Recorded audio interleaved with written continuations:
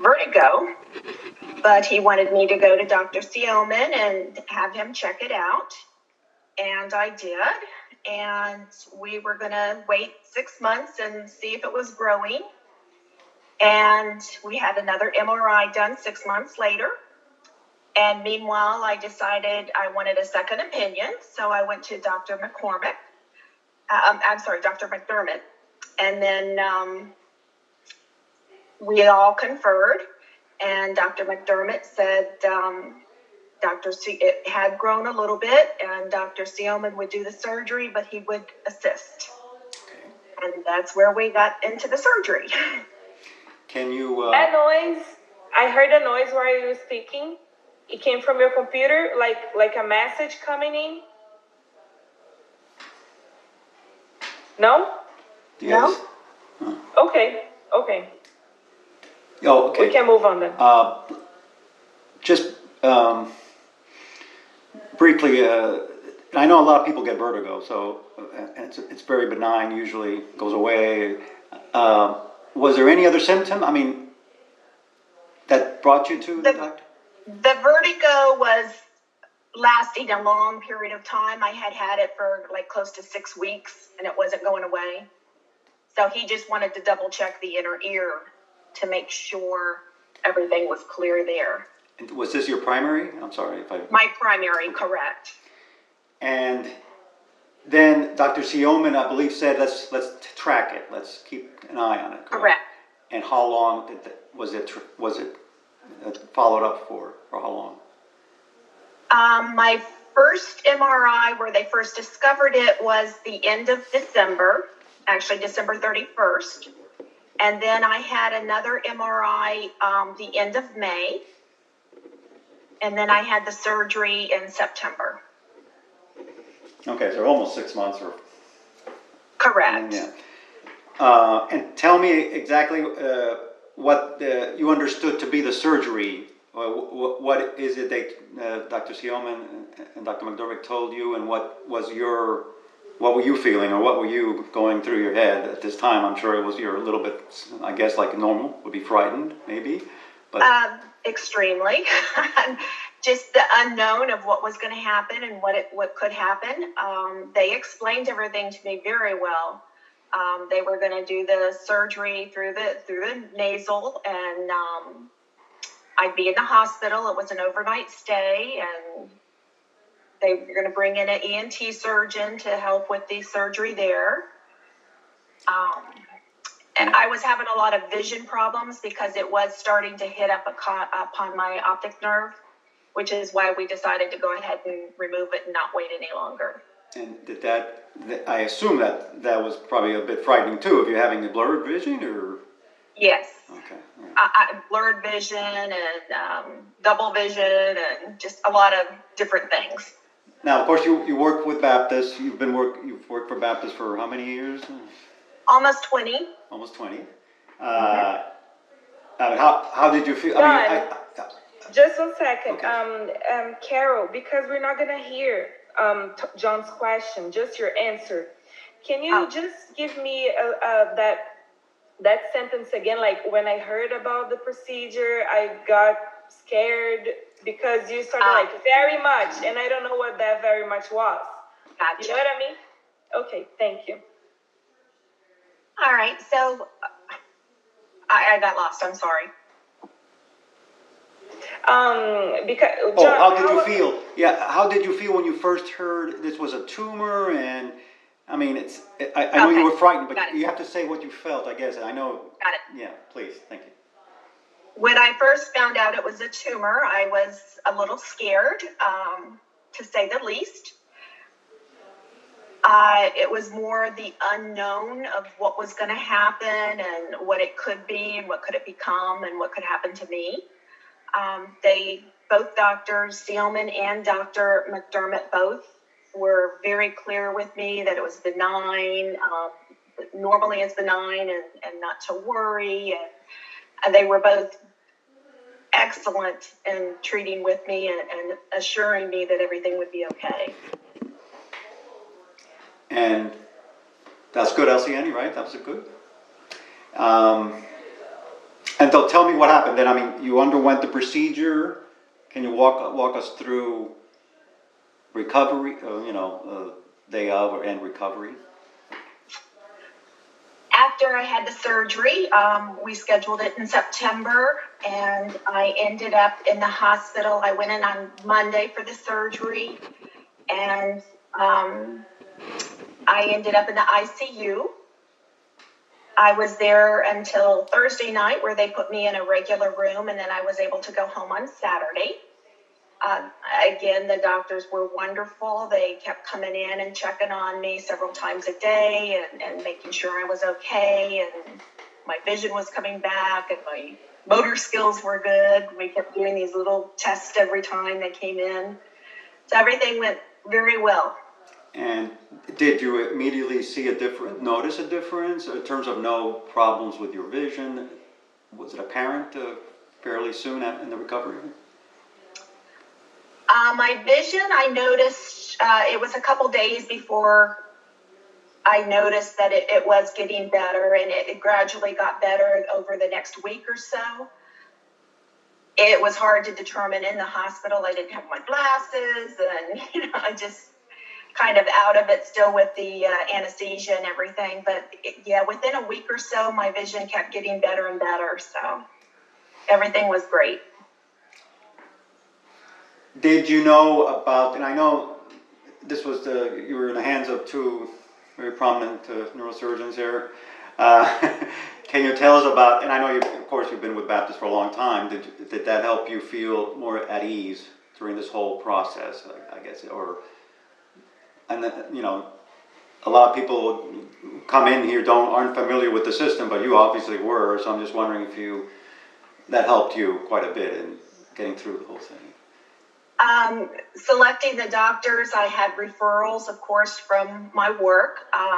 Dr. Ziffer, Dr. Fialco, they all referred me both to Dr. Seelman. Dr. McDermott was not with the system yet at that time. And then when he did get into the system, that's when I was, suggested for a second opinion and go see him.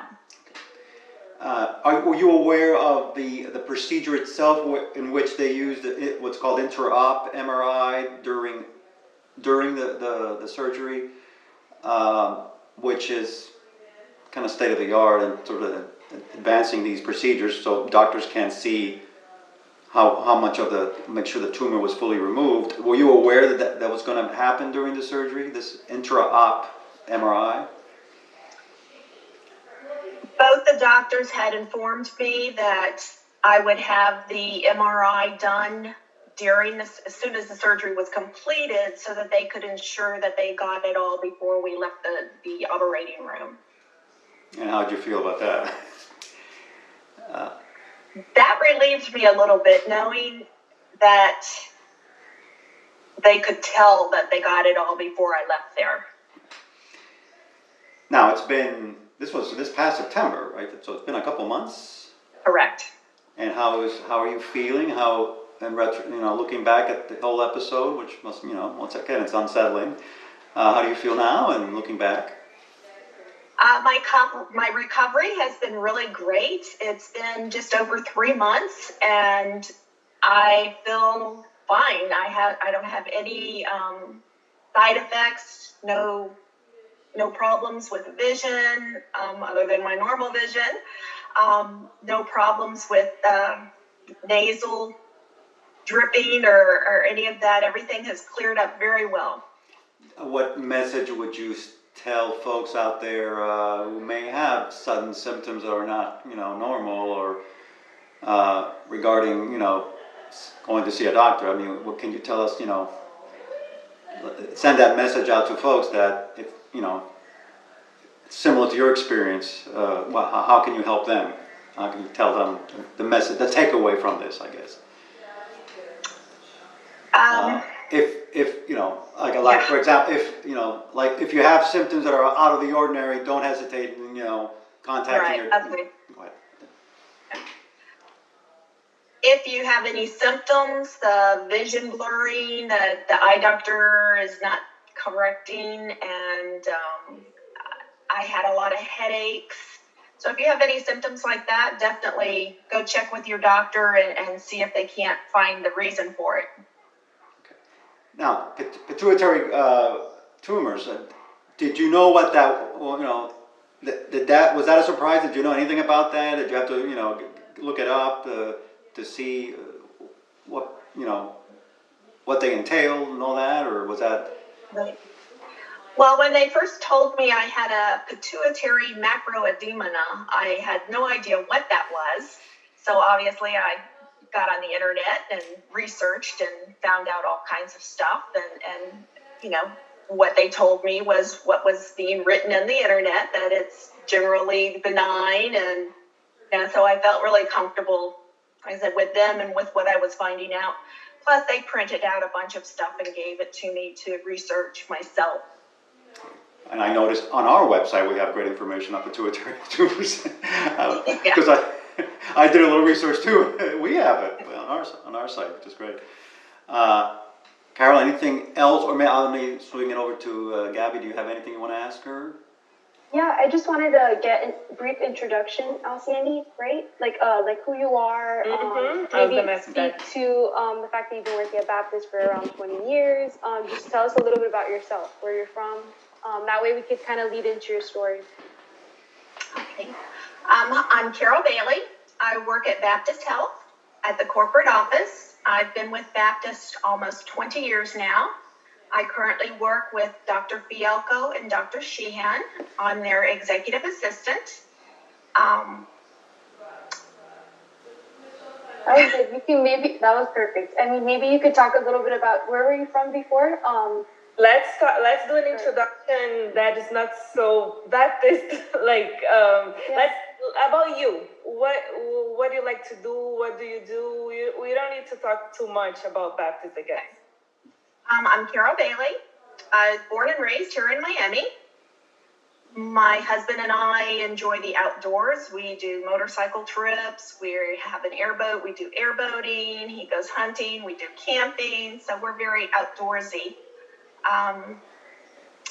I've been at Baptist for 20 years almost and have enjoyed life tremendously. I'm just going to ask you another question. Are you back to doing all the things that you like riding your motorcycle, going not because of, due to COVID. That's true. That's a good point. But how excited are you to go back to doing all the things that you did before? I can't wait to get back to doing all the things we enjoy doing. With COVID right now, things are at a standstill. We go out on the bike once in a while, but everything else, we're kind of limited. We tend to stay home and self-isolate ourselves. Let's finish that on a happier note.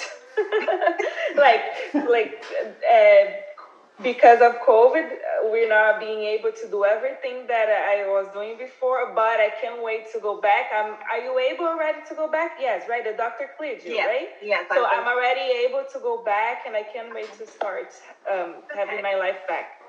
Yeah. Due to COVID, we've, of course, limited our outings, but we can't wait to get back to going out and doing the things we enjoy. We do occasionally go out on the motorcycle. That's a clear thing to do. I'm clear from the doctor and everything's great. Perfect. That's perfect. By the way, I don't know if you... Oh, sorry. Quick question. By the way, did the vertigo go away? No. Oh, no. I was just wondering because it comes and goes for a lot of people. It's usually an ear imbalance, so it's nothing. I mean. Yeah, they gave me the medication, and I took that for about a week. The Metazine, is it? Or I don't remember what it's called. Kind of like Dramamine. I took that for a week, and that got rid of the vertigo. And then actually, I didn't have any for several months, and just the past 3 weeks ago, I got it again. So I immediately started taking that medication, and after a couple of days, it disappeared. So. Oh, really? Okay. I was wondering if it's positional, what they call positional vertigo, where you either get up or you move your head at a certain.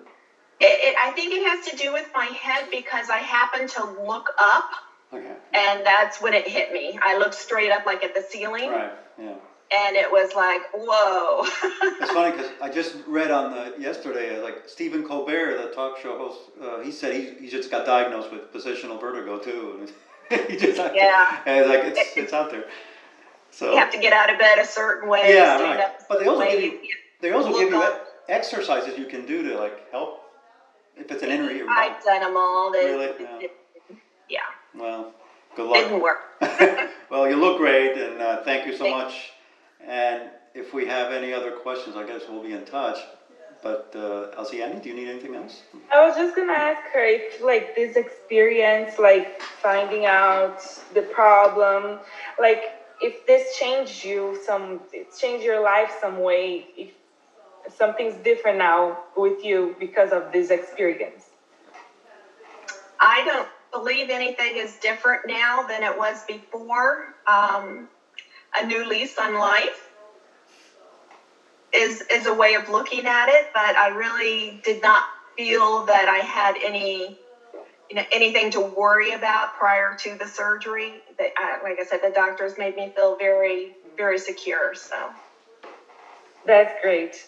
Thank you. I just have two more brief little questions. Sorry about that. I don't know if we're short on time, but one of them was if you have like a message to give, recommending Miami Neuroscience Institute or thanking the team perhaps. Normally we close out patient testimonials with something like that as well. Like maybe like thank you to my doctors or my care team at Miami Neuroscience Institute, or you could say I highly recommend them. Okay. Like that, or whatever you feel comfortable with. Yeah. I'd like to definitely thank Dr. Seelman and Dr. McDermott. They both were fabulous. Their initial, during, and follow-up was fantastic. I can't recommend them enough. They were great. That's perfect. And then I remember when I spoke to you on the phone, Dr. McDermott originally mentioned to me that he tells his patients that you get 2 brains for the price of 1 when he has the 2 neurosurgeons.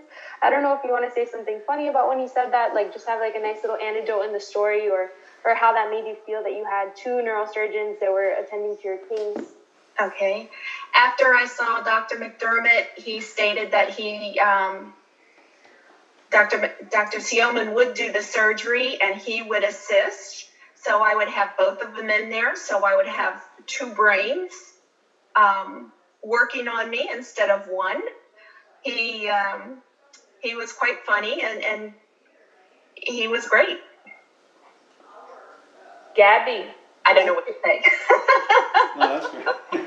That's good. Did you want her to mention the name Miami Science Institute, Neuroscience Institute on her answer? I think that would be great if you could say something too like when the doctors, I think Gabby was looking for the name of the institute, right? Oh, okay. Yeah, as well. I mean, that was perfect, but if you could mention something too that had a great experience at Miami Neuroscience Institute or something to that effect, in your own words, whatever makes you feel comfortable. After I left the ICU, I went to the After I left the ICU, I went to I'm sorry, again, you started the sentence laughing. Okay. No, I can't. That's okay, we can I had trouble remembering how to say neuroscience. Is that how it is? It's neuroscience? Yes. So it's Miami Neuroscience Institute. Miami Neuroscience Institute, okay. After I left the ICU, I went into the neuroscience ward, and everybody there was great.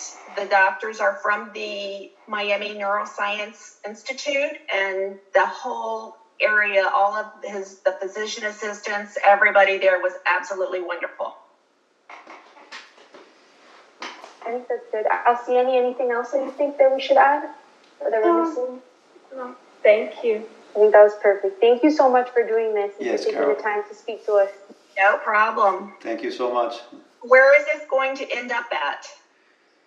It'll be on Baptist Health's resource blog, so I'll send you the link to that, but we'll also post it on our Facebook page and then also the intranet probably, if that's okay with you. Yeah, this is a great story, and then we're going to interview Dr. Seelman and Dr. McDermott next, and then Alciani will edit and compile the videos together.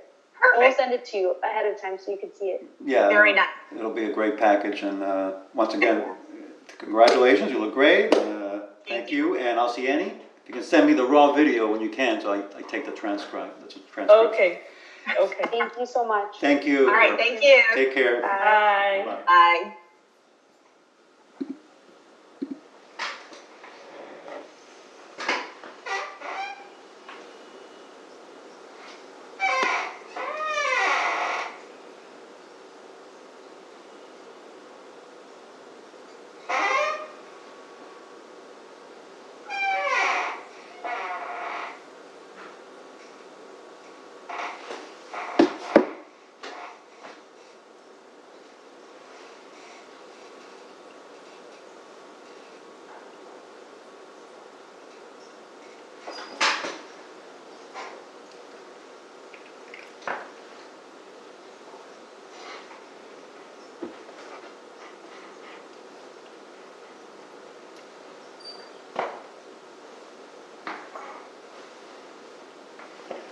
Mm-hmm.